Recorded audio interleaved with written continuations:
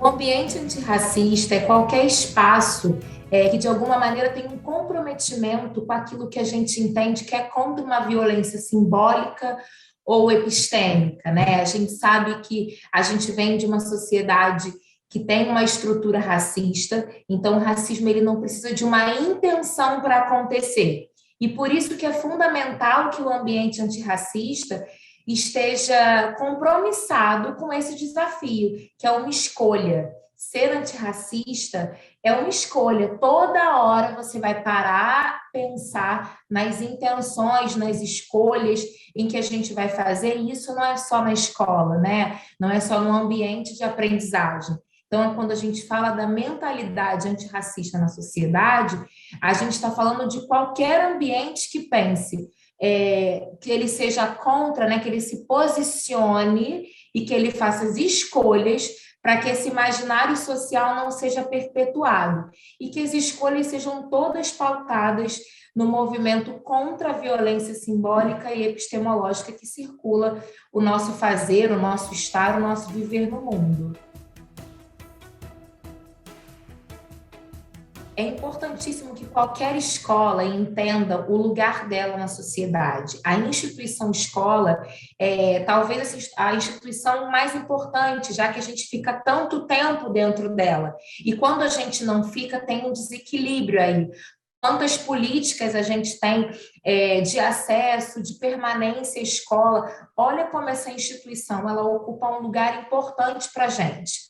Logo, isso deixa uma demanda para a escola. Pensar no ambiente antirracista é rever as escolhas curriculares, é rever as representações, os lugares de poder, quais são as narrativas que vão circular dentro desse ambiente. Né? É preciso que uma escola esteja buscando representatividade, que a escola esteja ancorada nas narrativas ancestrais da população negra, né? O que foi, quais foram os mecanismos e as estratégias possíveis para que a gente sobrevivesse até hoje a uma política de morte, né? Quais foram os recursos que estão para além do nosso corpo, né? Que a gente vai carregar na nossa memória. É necessário que a escola esteja implicada fortemente em ressignificar o olhar que a gente tem sobre esse continente originário que é a África. Né? A África é o nosso lugar mãe, é onde toda a nossa vida começa. Então, a gente precisa ressignificar o olhar sobre esse território e pensar a nossa identidade nacional afro-brasileira. Quais são as histórias que fazem parte do mecanismo do povo brasileiro? A gente não pode esquecer que a nossa sociedade ela foi forjada por esses corpos, por essa memória negra. Então, é importante que a escola esteja, de alguma maneira, implicada no processo de contar verdadeiramente essa história, né? De limpar esse processo violento, de limpar as estratégias de apagamento que aconteceram. E, principalmente, eu gosto da gente pensar que a história negra, ela não é a história do racismo. Isso é muito perigoso quando a gente pensa no compromisso da escola, que a gente fica sempre contando o impacto do racismo, o que foi o racismo, e a gente deixa de contar o que é a potência do viver e do pensar negro. E é sobre isso que a escola precisa voltar o seu olhar, né? Usar a sua energia, a sua potência de vitalidade na vida das pessoas para dar conta de abordar essas narrativas de uma outra forma.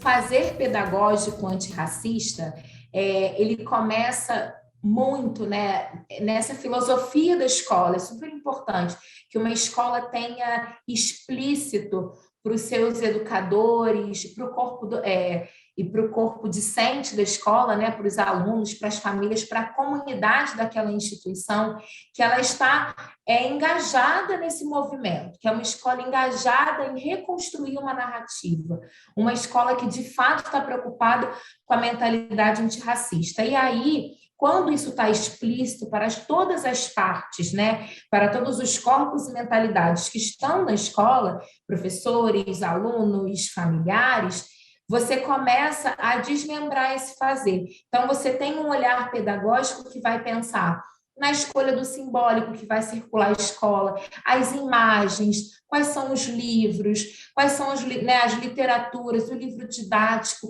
o que eu trago de representatividade, como que a imagem negra, como que esse corpo, esses traços, eles vão aparecer na escola? Será que uma escola só vai levar um corpo negro para dialogar com seus alunos quando ela estiver discutindo resistência e luta? Ou essa escola já entende que eu preciso desse corpo em qualquer situação para que a gente veja, né, que corpos negros estão fazendo tudo nesse mundo, né, de tudo um pouco. Esse é um cuidado muito importante que qualquer escola deve ter. Eu vou pensar num projeto que eu sempre gosto de dar exemplos do fazer prático. Você está pensando com seus alunos, está estudando, falando com os adolescentes, falando do cuidado com o corpo, das relações afetivas, das relações sexuais, o cuidado, a prevenção. E aí, por que a gente não conta que a gente tem o primeiro teste de gravidez, ele é de uma origem preta?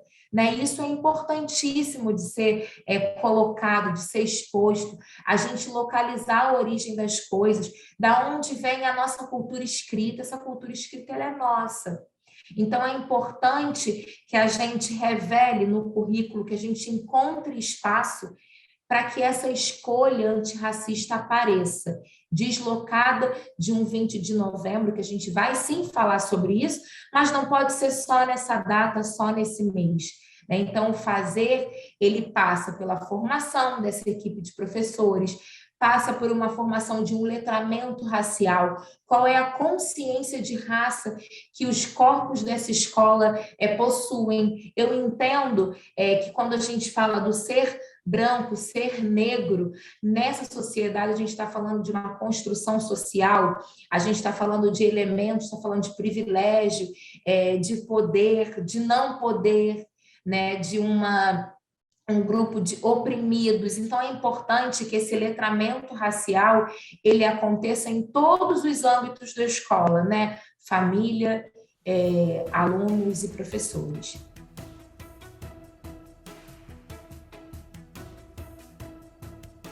Eu acho que a aposta inicial sempre é um movimento de formar as pessoas, é um letramento racial.